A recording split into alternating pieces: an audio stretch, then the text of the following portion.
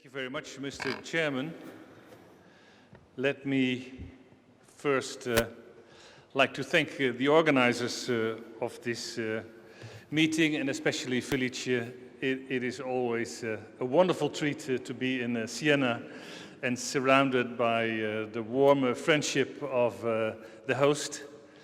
And it's also wonderful to be challenged. This whole morning for me, it's still sort of circulating in my brain. So make a link with the previous, I was bound to ask Sarah, so how do you think about stress and PCOS, but we can discuss that later. And I have to announce that my link with Wiley Vale is only very indirect. Actually, I too worked in San Diego in Aaron Shuey's lab, and Aaron Shuey and Wiley were great friends over a long, long period of time, so that's how I know him. And actually I only realized this morning, hearing the stories about FGF, that we collaborated with Salk Institute at the time to look at FGF effects on gonadal function, something very, very different. Okay, so stress and PCOS, not an easy title. So I thought, you know, what is the focus going to be? And of course, first you think about emotional stress. PCOS, as you will see later on, is a condition with many different faces. So it would almost be abnormal that these women would not be stressed. So stress would be a normal response to the many challenges that they face. And it has been studied in different contexts. This is a meta-analysis, one of the recent ones. This one is so happened to be our own. And yes, so there is more psychological distress and anxiety in PCOS, but it's moderate. And it's certainly difficult to imagine how this would directly relate to the disease conditions, which we discuss later. So then how about oxidative stress? And this is a meta-analysis. This is not just to please the organizer of this meeting. This is again a paper in Human Reproduction Update showing that the different parameters studied in different environments and in a different context are abnormal. This is relatively usually small cross-sectional studies where small groups of PCOS women are compared with controls. The problem is that, number one, PCOS is a very heterogeneous condition. Number two, there is a lack of animal models. There are major species differences. And probably as a consequence of that, there are many investigators with strong opinions, but to be honest, little convincing data. So you can speculate certainly around oxidative stress, but if you think and if you look at the data, look at the literature, what are, in terms of pathophysiology, what are mechanisms? We need this kind of information, which is to a great extent lacking. All circumstantial evidence suggests that there is major metabolic dysfunction in PCOS. As I will show you later, PCOS is a very, very common condition. And based on this morning's discussion, I was thinking about metabolic syndrome in relation to gender. And because in reproduction there are so many female conditions which are directly related to metabolic dysfunction, so it is easy to think that probably metabolic dysfunction in women is a bigger problem compared to men. In terms of disease conditions and in terms of future health. So PCOS is a very specific condition, and I will not go in details here, but it's associated, not necessarily in all cases, but it's associated with obesity, insulin resistance, hypertension, and dyslipidemia. And it's clearly shown when you look at surrogate outcomes, if you wish, like type 2 diabetes, that is clearly much more prevalent in PCOS. But the big puzzle and the big enigma for now is that when you do more long-term studies, and I'll show you some examples, in terms of they have all the risk factors you can imagine, but all studies so far performed have failed to convincingly show that there is a greater prevalence of disease conditions and mortality and myocardial infarction. And that indeed is, I would say, very, very puzzling. So yes, it's a heterogeneous condition, and maybe Basil Talatsis, the next speaker, and myself are to be blamed for that because we organized a meeting back in 2003 in Rotterdam, which is now known as the Rotterdam criteria for PCOS. And we certainly widened the inclusion criteria. And it's still fiercely debated 15 or 12 years later. But I think, and it has been discussed this morning, if you think about PCOS as a polygenic or oligogenic condition and a polygenic and environment, you need that interaction. Of course, you will miss all that if you are very exclusive with your criteria. So in terms of, but for me, this eye-opening experience during this meeting was that really what we got together was epidemiologist, pediatrician, a few, but the majority, and it was about half-half, was medical endocrinologist and reproductive endocrinologists, gynecologists. And those, to a great extent, are still completely separate worlds. And it's unbelievable how even today, everybody talk about patient-centered approaches and integral approaches to science. We are not doing a good job, certainly not in the world of PCOS, so to speak. We have, and I discussed it with Bill Crowley yesterday evening, we have done an analysis on clinical reproductive, what are the most cited papers, what is the area of interest. PCOS is really one of them. Also, a lot of funding has been dedicated to this condition. And I got a response from an esteemed colleague from the US based on this paper, and they said, this paper clearly shows that they should stop funding PCOS research because all this money being spent, and what did it bring over the last 10 years? So the least we can say is we need another way of looking at the problem, and therefore you have to get away from this. So it's one, you want to be either inclusive, so this is very selective, or exclusive, that you include everybody, but it's also, and that's of course the issue of the gynecologist versus the medical endocrinologist, we have to acknowledge that the problems that these women are confronted with during reproductive life are very, very different from post-reproductive life.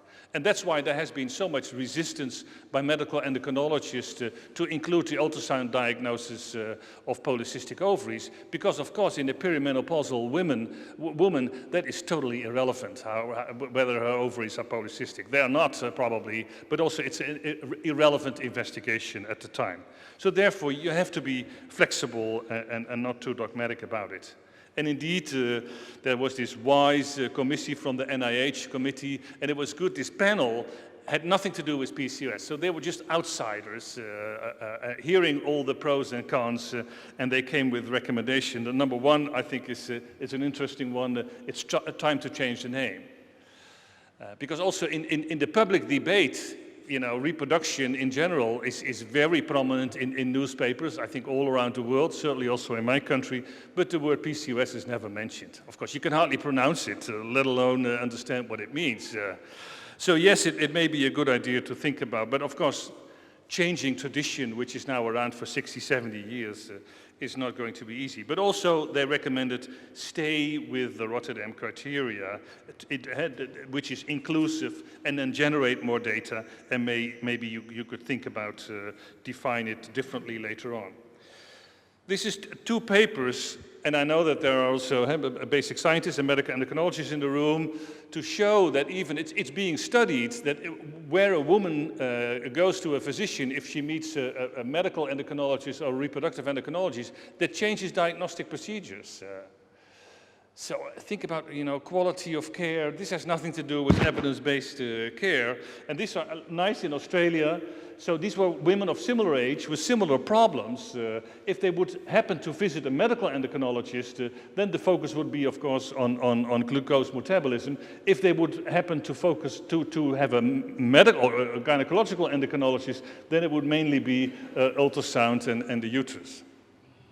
Yeah, of course, close to home for both specialists. But of course, this is not in the interest of the patient. And this is, it clearly shows that these are almost still parallel worlds. It is a very, very common condition. People still, I think, not sufficiently appreciate this. Certainly with the more inclusive criteria for Rotterdam, it can be as high as up to 15%. think about it, 1 out of 7 women in the general population that may be diagnosed with this condition. And stressing that it's a polygenic condition, obesity and PCOS are linked. But we know that you can have very serious PCOS in lean women, whereas on the other hand, you can have very obese women with normal menstrual cycles. So it's a genetic predisposition and then obesity on top of this. And therefore, if you turn it around, or if you think about it, so therefore probably in a lean society, many of the women that have the genetic predisposition to develop PCOS don't, because they don't have the eliciting factors. And therefore, it is, for me, easy to predict that with the increased prevalence of obesity, for sure we'll have a major increase in PCOS diagnosis also. So, yes, in many areas, in terms of the contemporary genetics and looking at polygenic conditions, they are much more advanced than PCOS. I think it's fair to say that finally the PCOS world got their act together, so now I see the combined data coming. It's not published as yet, giving rise to new information. Before that, you know, all the people wanted to keep the data to themselves and not share. Finally, that's over. So I think this is going to introduce new thinking, because you see now in these big analyses, new loci come and are being identified, being related to PCOS, independent of ethnicity. So we will learn a lot more from this. So this is very clinical, some data to show you. This is a meta-analysis. Sorry, again, human reproduction update. But it clearly shows, I think it is very thoroughly done, it's body weight matched. So you're looking at the effects of the condition unrelated to body weight. And even under those conditions, you see impaired glucose tolerance, type 2 diabetes, metabolic syndrome, its odds ratios 2 to 4. So it is not just the obesity, there are other conditions on top of this that give rise to this problem. And I think it's fair to say that still we don't fully understand why that is. So it's also dependent on the criteria, as I mentioned. So this is a paper of our own looking at, in a gynecology environment, if you diagnose PCOS according to NIH in our relatively lean population, you see that about 25% has a metabolic syndrome, 20% insulin resistance. But if you use the more inclusive Rotterdam criteria, then your numbers increase significantly, and then the metabolic implications drop. So this already shows, and there's many more papers to demonstrate this later on, that it's the hyperandrogenemia, so elevated androgen levels in women, which is tightly linked to the condition and also tightly linked to metabolic dysfunction. The area of ovulation induction, so the treatment of anovulatory infertility, has been almost forgotten in the real world. It's all assisted reproduction nowadays. I think thanks to Rick LeGros, especially in the US, there is a new interest in this. He established work, he got NIH funding, big randomized controlled trials. But I only want to emphasize on one issue here, that look at this, that the chances of achieving a live birth is very, no matter which compound you use, is very much dependent on body weight.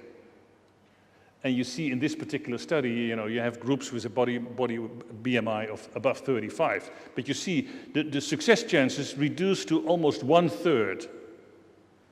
So BMI, body weight, is a great determinant of your success or lack of success of treatment. Again, in our country, with less obese population, results are distinctly better. So this is cumulative and also singleton live birth rate, I think is very important. In the past, with ovulation induction, there was a high multiple pregnancy rate, and we all know that that's associated with problems. But now we have a 75 to 80% cumulative chance of singleton live birth. So we thought, naively, 10 years ago, that we solved the problems here. But then it shows, and we did a meta-analysis, but it was followed by others, to show that even in singleton pregnancies in PCOS women, gestational diabetes, as discussed earlier this morning, preeclampsia and preterm birth is distinctly increased. So to put it the other way around, because now there's an increased interest in gestational diabetes and its implications for child health, and this is mainly obstetricians, and obstetricians usually don't care about PCOS. So you see these reviews in the Lancet and the word PCOS is not mentioned once. And it's probably 1/3 to 1/2 of all the gestational diabetes is associated to PCOS. So again, you see different worlds that didn't come together so far.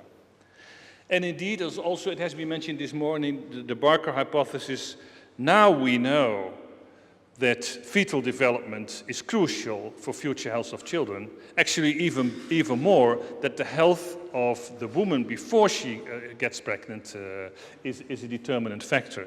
So therefore, now there's much more focus on pregnancy complication and children outcomes. And then, of course, you get into the interesting debate, you know, is this genetically determined? Or if we don't know the genes involved as yet, but the fetal development, pregnancy complication, and children outcome, are they related to the fetal condition per se and the suboptimal pregnancy conditions per se, or is there too a genetic predisposition? And of course, it's probably not just one or the other, it's a combination of both. So with this in mind, we need to look much more carefully phenotype the patients, follow the pregnancies, look at birth conditions, and follow them during childhood and adult life. And those studies are slowly coming, but so far have been very fragmented. So then what about the cardiovascular conditions of PCOS women? Usually they are diagnosed at a relatively early age because of cycle abnormalities, because of infertility. But how do these women do later in life? And here, there's two papers on surrogate outcomes. This is flow-mediated dilatation. A meta-analysis fairly recently clearly show, it's not huge, but clearly show that these results are abnormal in PCOS compared to properly controlled, or proper controls.